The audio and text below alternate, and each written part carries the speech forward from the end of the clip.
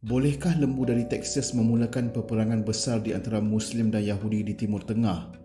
Dan apakah kaitan lembu ini dengan perang Israel terhadap Gaza Palestin?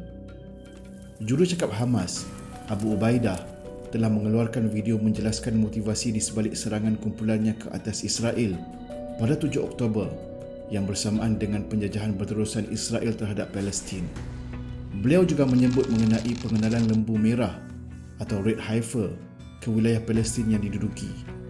Abu Ubaidah merujuk kepada rancangan pelbagai kumpulan kanan Israel yang percaya bahawa seekor lembu merah harus dikorbankan agar orang Yahudi dapat meneruskan rancangannya untuk meruntuhkan Masjid Al-Aqsa dan membina Third Temple atau kuil ketiga.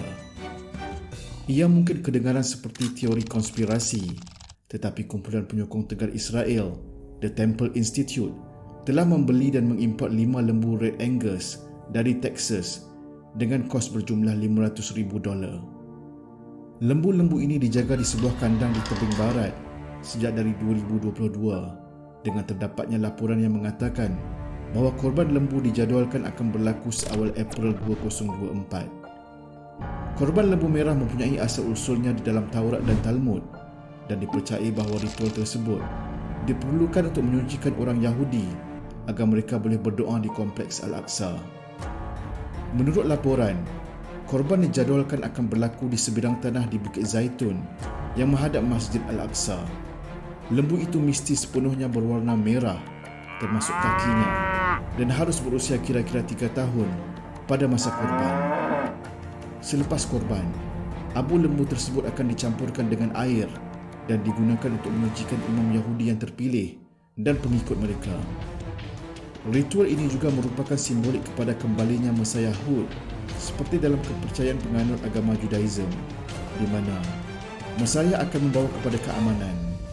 Ini adalah kerana dengan terbinanya kuil ketiga ataupun Third Temple membuktikan ramalan kehadiran Mesiah yang datangnya dari jalur keturunan King David atau Nabi Daud. Sejak penjajahan Jerusalem Timur pada tahun 1967, Zionis telah lama berusaha untuk membina The Third Temple di tempat Masjid Al-Aqsa. Walaupun pada awalnya matlamat itu hanyalah sekumpulan kecil seperti The Temple Institute, rancangan tersebut telah menjadi arus perdana dalam beberapa tahun kebelakangan ini dengan kumpulan penempatan yang sering menyerang kompleks Muslim dan mendapat sokongan dari pelbagai ahli politik dan pengulas. Organisasi Temple Institute bahkan telah mengemukakan pelan untuk pembinaan kuil dan menyediakan hiasan yang akan digunakan. Tahun lalu, semasa bulan Ramadan, seorang aktivis gerakan kuil telah ditangkap selepas dia dan sekumpulan ekstremis Yahudi cuba untuk membawa kambing ke dalam kompleks Al-Aqsa untuk melakukan ritual pengorbanan. Selain itu, penyiasatan Israel yang berlarutan selama beberapa dekad di bawah Masjid Al-Aqsa juga telah dikutuk oleh ahli arkeologi antarabangsa dan dikecam oleh banyak pihak. Ia dikatakan adalah satu cara untuk melemahkan asas masjid bagi memudahkan proses pengaboman.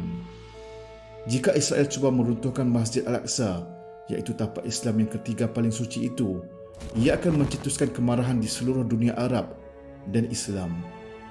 Walau bagaimanapun, walaupun kumpulan Yahudi kanan ini tidak dapat meneruskan dengan pengaboman, ramai yang takut dan berfikir bahawa upacara pengorbanan lembu merah itu sendiri dapat menguatkan lagi ekstremis Yahudi untuk menduduki masjid dan akan mengehadkan lagi hak Palestin untuk memasuki tapak suci tersebut.